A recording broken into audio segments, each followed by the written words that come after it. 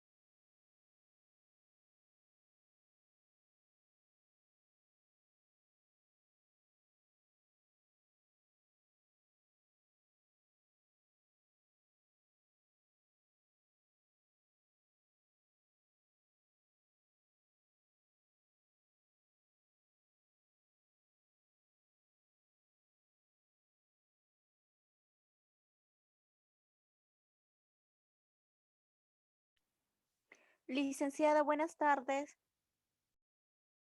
Buenas tardes, chicas, ¿cómo les va? ¿Cómo van? ¿Qué comentarios tienen con respecto a lo que está sucediendo acá en Ica con las personas que trabajan en los fondos?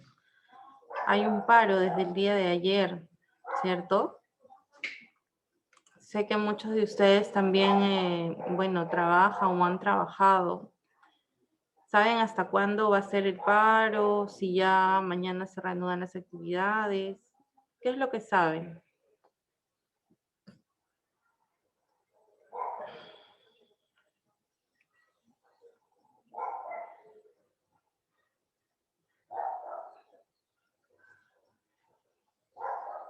Nada.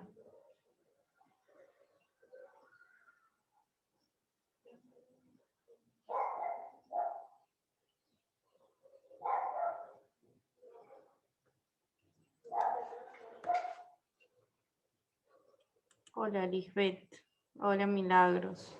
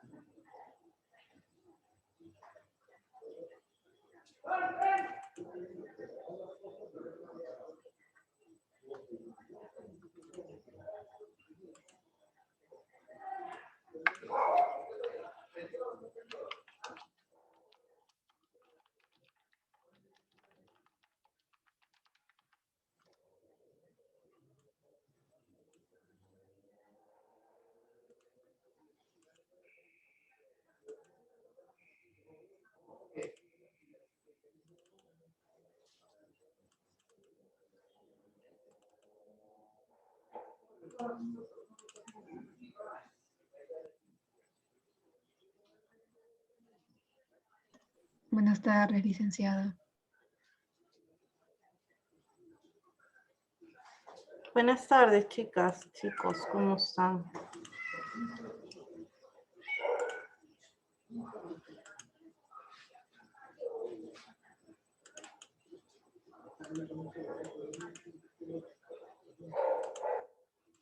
Licenciada, buenas tardes. Hola, hola, ¿cómo están?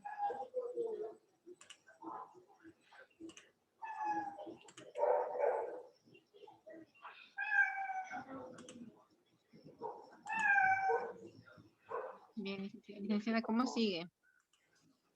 Ahí, mejorando. Es que todavía mis ojos están chiquititos, ¿no? No se ve bien. Licenciada, ponerse compresas frías ahí atrás de su cuello. Debe ser por lo que está mucho tiempo ahí en la computadora. Sí, pues. ¿Qué saben? Les preguntaba y justo Antonella me respondió. El paro sigue, mis han venido los ministros, pero no han llegado a ningún acuerdo. Haya habido el diálogo social, o sea, se pudieron reunir al final. Sí, Miss, hubo una reunión en la mañana y ahora han salido las noticias que no han llegado a un acuerdo. Los trabajadores hasta que piden los mismos ministros de Agricultura, creo, a que hable directo. Y él no ha venido. No, todavía. Mm. El paro va a seguir hasta mañana o pasada mañana. Dependiendo de cuándo llegue del mercado. dependiendo de cuándo venga este ministro, me imagino, hasta que venga. Doctora, buenas tardes. Hola, Liz, ¿cómo estás? Buenas tardes. Bueno, y es que sí, ¿no? El tema del sistema agrario es una legislación bastante antigua que se ha venido reanudando cada cierto tiempo. Creo que lo quieren extender por 10 años más. Y es complicado ese tema porque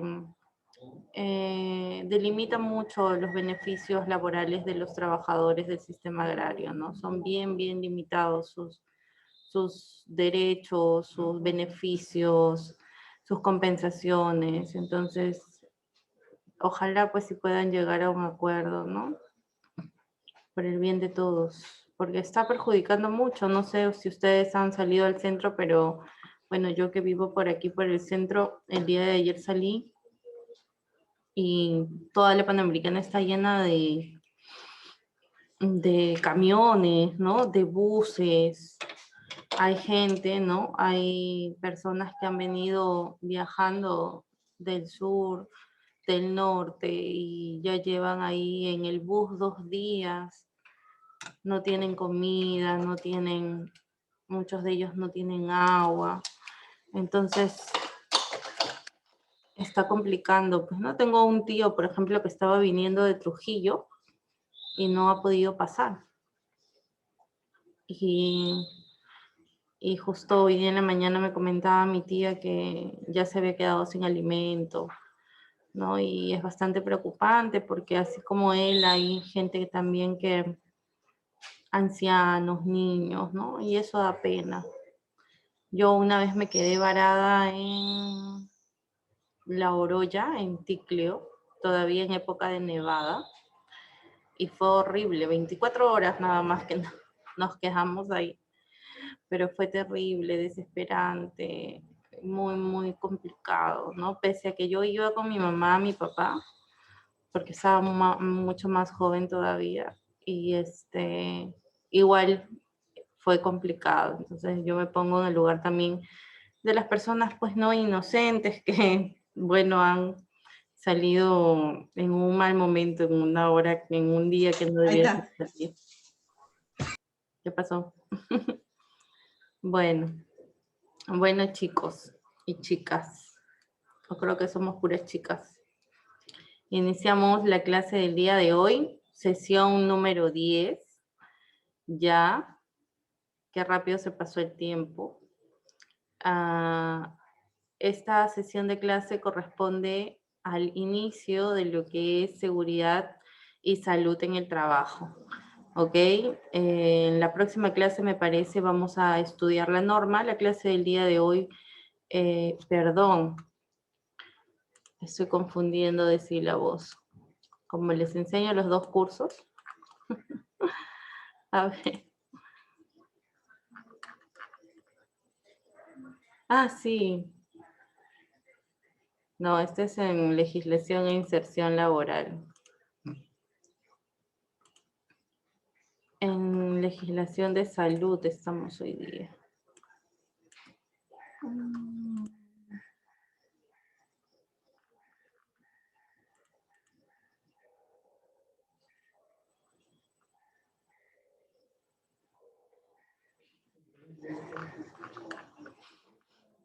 No, hoy día iniciamos, bueno, sí, vamos a dar inicio a todo lo que son riesgos laborales, pero temas de riesgos laborales, la norma en sí la vamos a ver en las siguientes clases. Ahorita vamos a ver todo lo que es malas prácticas, abuso laboral, ¿no? Y justo les preguntaba si sabían con respecto a lo que está sucediendo, ¿no? De estos trabajadores del sistema agrario, porque vamos a iniciar con esta parte del curso, ¿no? Vamos a ver hasta qué punto los trabajos son o se convierten en abusos laborales, explotación laboral. ¿Ustedes consideran que en la coyuntura lo que está sucediendo en estos momentos con el sistema agrario es una explotación laboral o un abuso laboral? ¿Qué piensan ustedes?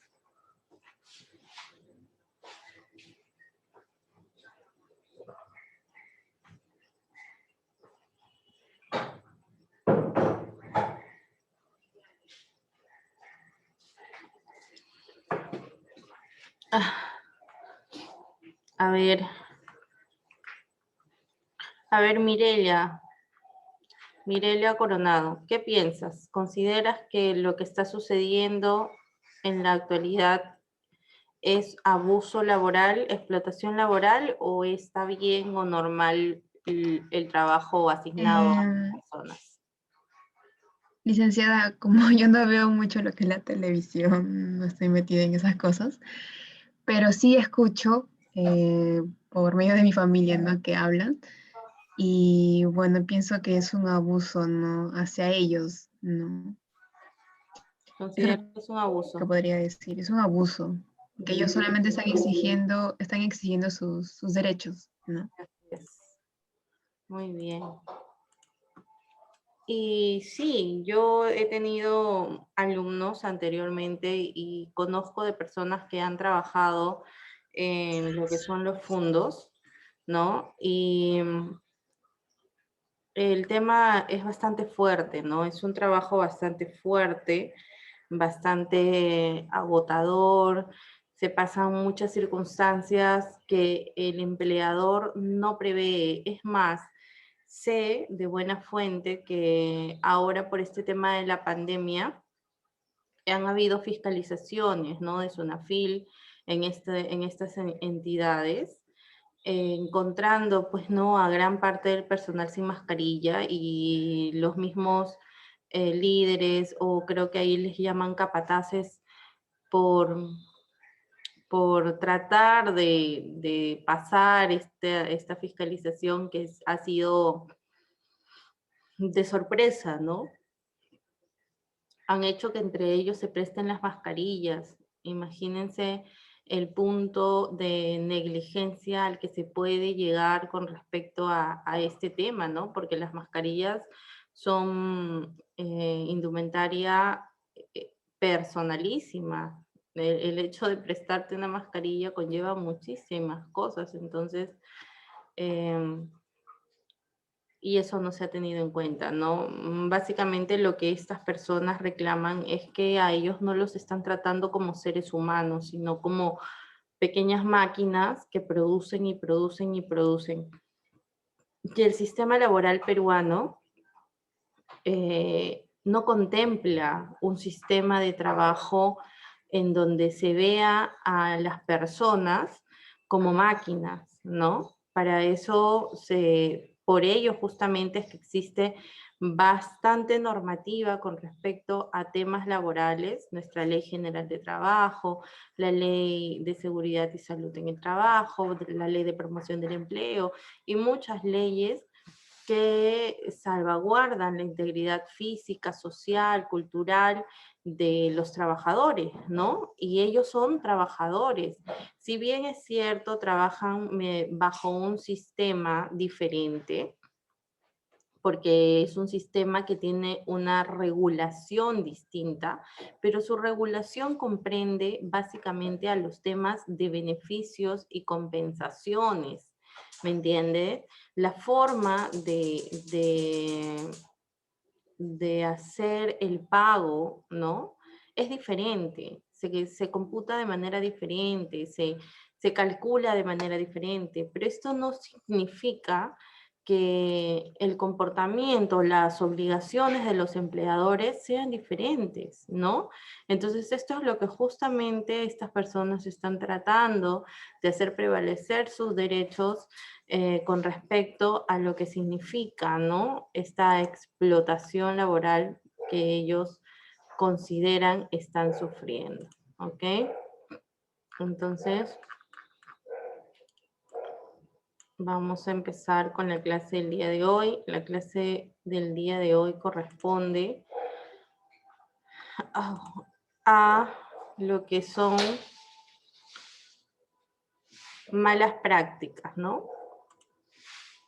Por ejemplo, esto que está sucediendo en la actualidad también es una mala práctica laboral, ¿no? Mala práctica laboral. Las malas prácticas. El objetivo de la sesión de clase es analizar las consecuencias de una mala praxis y justamente eso es lo que corresponde a la tarea, ¿no? Yo les he dejado una tarea en donde les he propuesto casos que han sido de trascendencia nacional, que han salido en los periódicos, en la tele, de malas prácticas de salud, ¿no? Por supuesto, porque estamos en una clase de salud, entonces tenemos que ver el tema inmerso o dentro de lo que significa el sistema de salud. Entonces, lo que ustedes van a tener que hacer es leer, son 3 casos me parece, van a leer estos casitos y van a darme su opinión, ¿no? Sí, considero que sí hubo mala práctica por parte del doctor, por parte del enfermero, por parte del técnico, por parte de quien ustedes crean conveniente. Ahora, si van más allá, ¿no? Si son un poco más analíticos o investigadores, lo que van a hacer es buscar por Google, ¿no? De repente una nota un poco más extensa, algo que les brinde un poco más de información, y quizá ahí puedan nutrir un poco más sus respuestas, ¿no? He tenido alumnos que han hecho eso y al final se han dado cuenta de varias situaciones. Entonces, en una hojita de Word van a escribirme sus apreciaciones con respecto a los casos de las malas prácticas y eso es lo que van a enviar como tarea, ¿ok? Entonces, aquí les propongo unas imágenes, ¿no? Con respecto a las malas prácticas. ¿Qué es lo que ustedes pueden apreciar ahí, jóvenes? A ver, cuéntenme.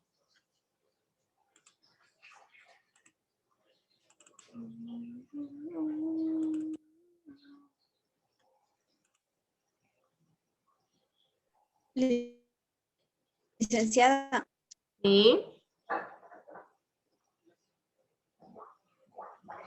Te escucho.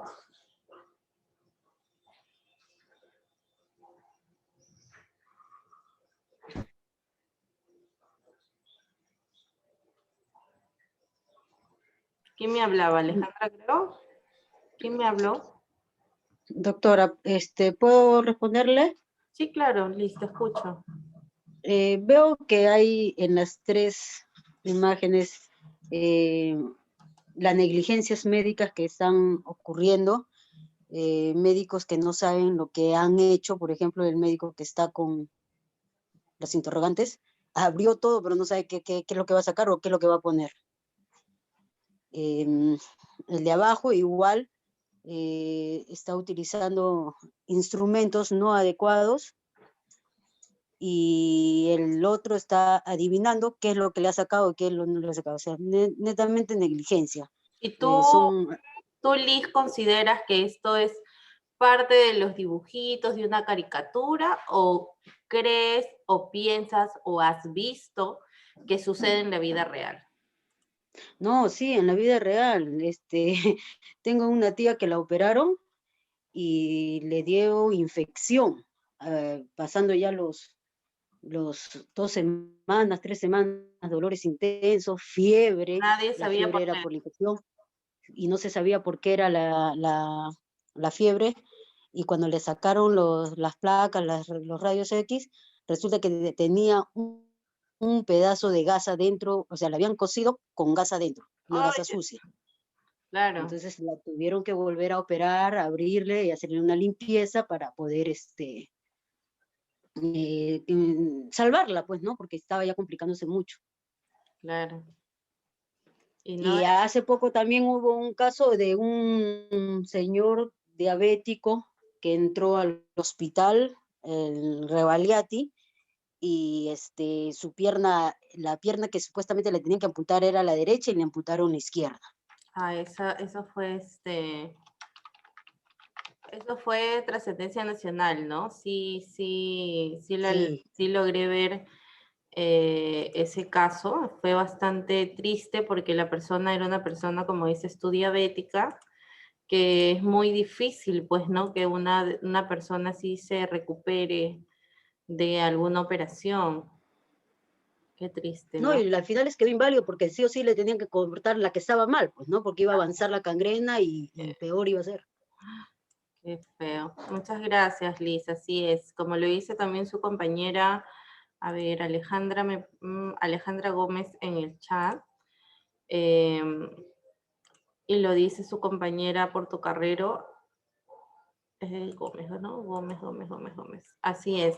En estas imágenes podemos apreciar en caricaturas, ¿no? Lo que muchas veces ocurre en la vida real, ¿no? En las situaciones reales que pasan, buenas tardes, Olga, que pasan en los hospitales, en los centros médicos, en los centros hospitalarios, ¿no? Y es un tema bastante común. Muchas veces estas personas por negligencias llegan a fallecer, ¿no? Y bueno, luego se tienen o se hacen, los familiares muchas veces no hacen, pero otros sí, procesos en contra del hospital, en contra de los involucrados, ¿no? Porque obviamente para atender a un paciente hay un grupo de personal de salud a cargo del paciente, ¿no?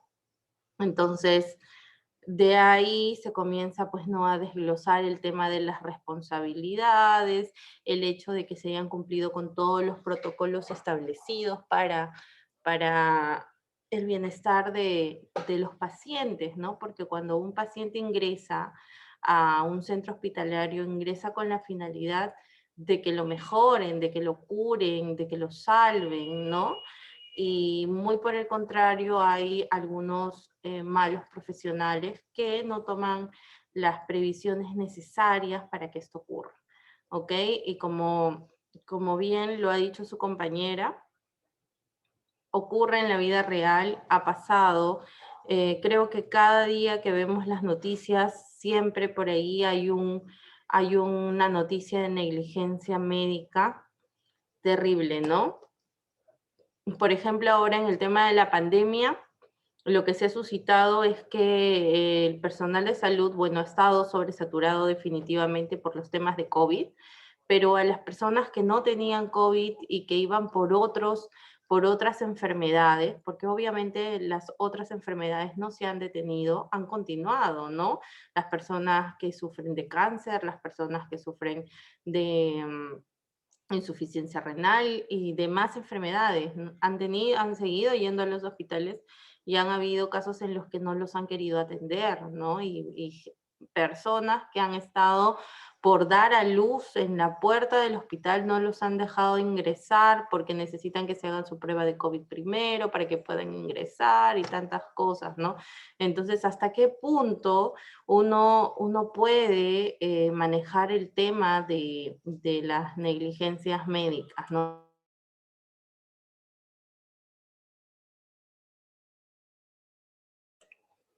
Ok, entonces jóvenes, el día de hoy vamos a hacer la clase correspondiente a las malas prácticas. Ok, malas praxis se les llama. ¿Cuál es el concepto de las malas praxis? ¿No? Se ha definido como aquel tratamiento malo, erróneo o negligente que resulta en daño, ¿no? Como lo que le pasó a la tía de Liz, que le dejaron una gasa adentro. Eso ha podido ocurrir, a la señora le ha podido dar una infección generalizada y causarle la muerte, ¿no? Causa un daño, sufrimiento innecesario, porque ha estado, me imagino que varios días con la fiebre, con el dolor del cuerpo, con el malestar general. Imagínense, pues, tener un pedazo de gasa sucia dentro de tu cuerpo, ¿no? Es un agente contaminante totalmente peligroso, o muerte del enfermo, ¿no? Debido a la ignorancia, negligencia, impericia o no seguimiento de las reglas establecidas. Esto de acuerdo a la opinión de expertos médicos y no se define por la opinión del paciente o sus familiares y tampoco por la opinión del juez. ¿Ok? ¿Cuándo ocurre? ¿Cuándo ocurre una mala práctica? Ocurre cuando se hace daño en lugar de curar o sanar, ¿no?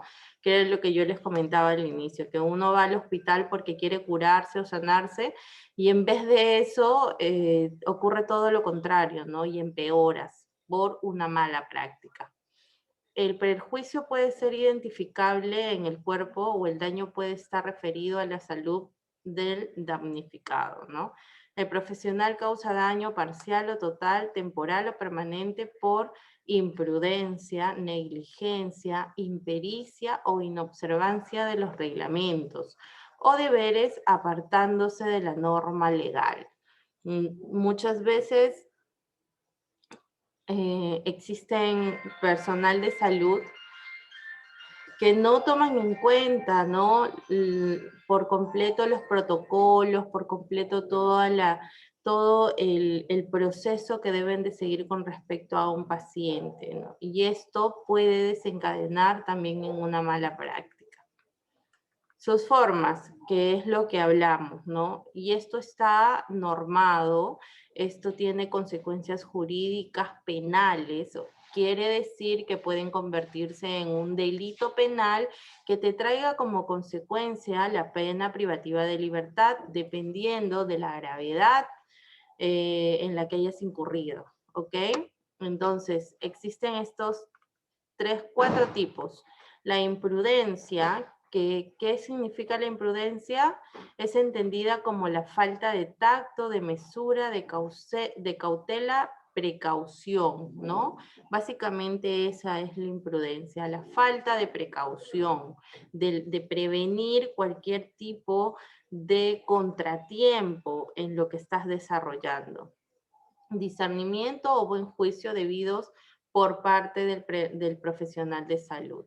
La negligencia, que es de la que más hablamos siempre porque es de la que más escuchamos, es entendida como la falta de cuidado y abandono de las pautas del tratamiento, asepsia y seguimiento del paciente, que están indicadas y forman parte de los estudios de los profesionales de la salud.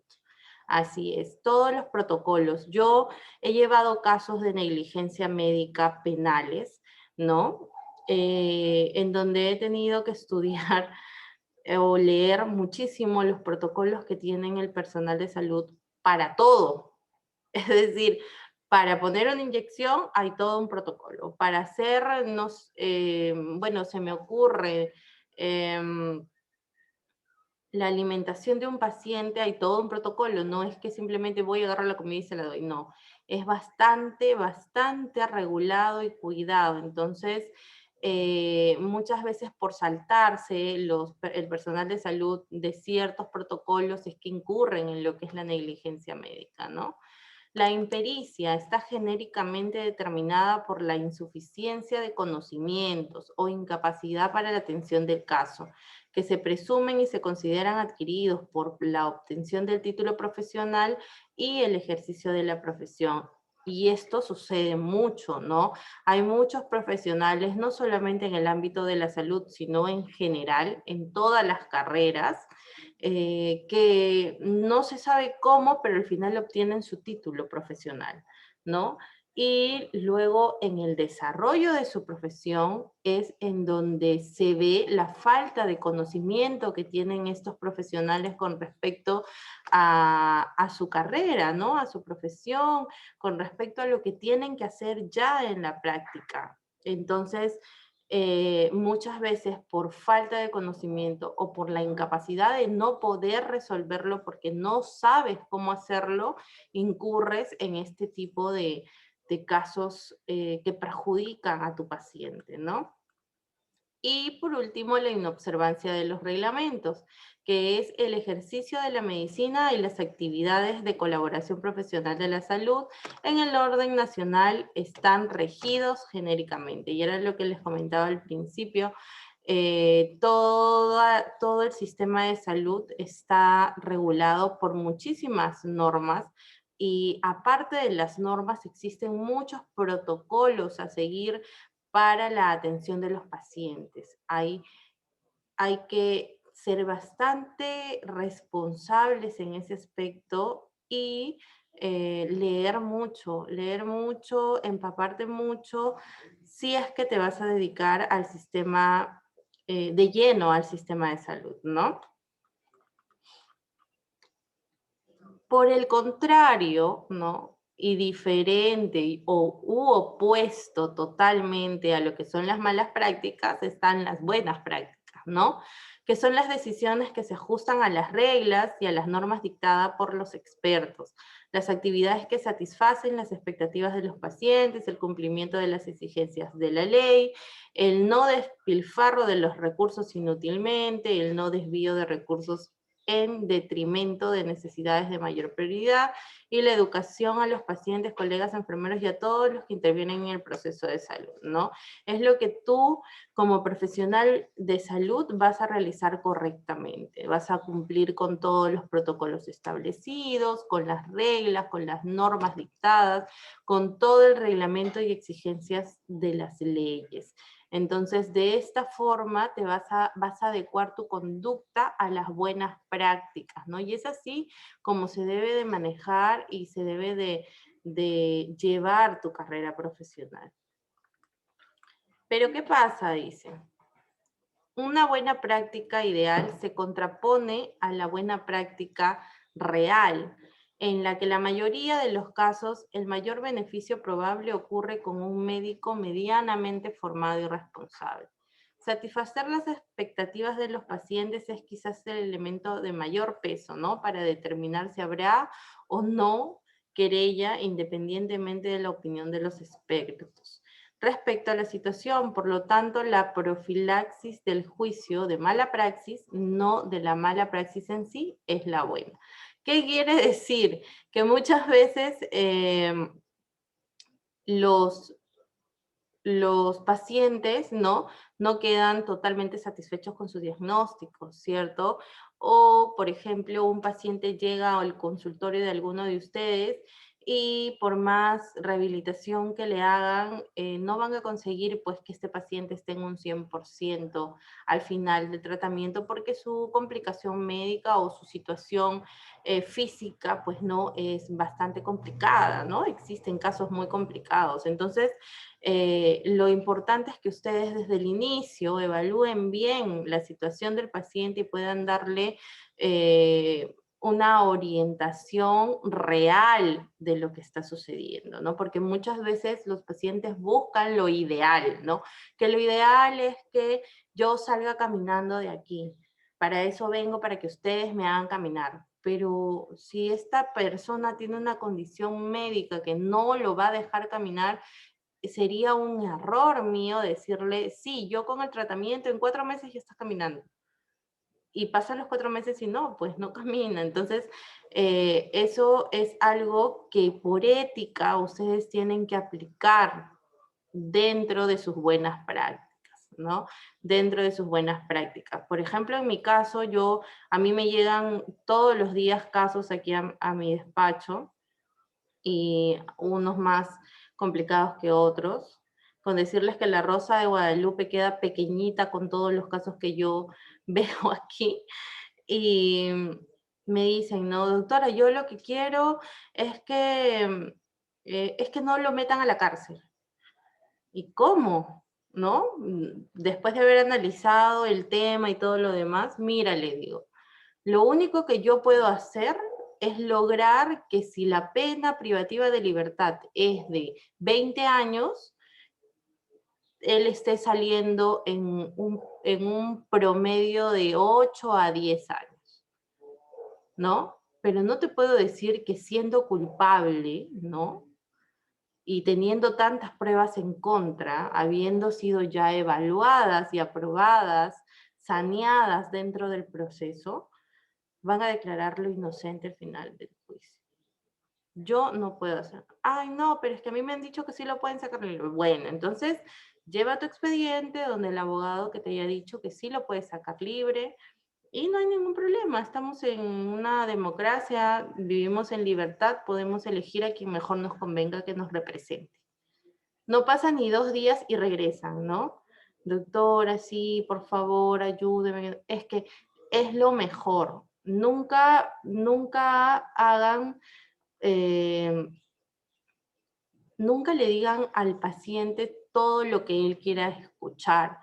Traten siempre de ser lo más realistas posibles, porque de esa manera van a obtener mucha credibilidad y bastante prestigio, que hoy en día es muy difícil de obtener, porque la mayoría de profesionales que atienden casos indistintamente, ¿no? Como abogados, como médicos, como personal de salud, etcétera, tratan, ¿no? Por conseguir los clientes, de decirle a la persona lo que esa persona quiere escuchar. Y al final no las cumples, y bueno, y luego se va corriendo el voz a voz de que no, que me dijo mentiras, que me prometió eso, y todo lo demás. ¿Ok? Análisis y contenido del concepto. En primer lugar, debe existir un daño, ¿no? Ya lo sabemos. Para que haya malas prácticas, fuera cual sea cualquiera de las 4 situaciones, imprudencia, impericia, negligencia, inobservancia de las normas, en cualquiera de las 4 siempre va a existir un daño constatable en el cuerpo, entendido como organismo o en la salud, entendiéndose el concepto tanto a la salud física como a la mental, siendo esta comprensiva de todas las afecciones y trastornos de orden psiquiátrico, psicológico, laborales, individuales y de relación con coincidencia a las demás personas. La amplitud del concepto abarca no solo el daño directo al individuo, sino por extensión se proyecta inclusive sobre prácticamente la totalidad de las actividades del afectado, ¿no? Y en un segundo lugar, el daño causado debe necesariamente originarse en un acto imprudente o negligente, o fruto de la ineptitud o por el apartamiento de las normas y deberes a cargo del causante del daño. Ya se me va a cortar esta reunión. Por favor, ingresen nuevamente en cuanto se corte al enlace para poder terminar y tomar la lista, por favor, ¿ok? ¿Cómo se extiende el fenómeno de la mala praxis? La mala praxis tiene diferentes significados a pesar de citarse como algo unívoco, fácil de interpretar para cualquiera. La definición más estricta es o ocurre cuando un profesional de la salud falla, ¿no? Y hace daño a un paciente por impericia, imprudencia, negligencia o, bueno, la inobservancia de las normas. Si el nivel de atención de la salud es de calidad excelente y ocurre mala praxis, suele contribuir un problema de costos. El costo de la reparación, el costo del seguro de mala praxis y el costo de la imagen, y así, ¿no? En otro caso distinto, se puede ver como problema cuando las atenciones no alcanzan niveles de excelentes de calidad, ¿no? Justificadas por los bajos presupuestos.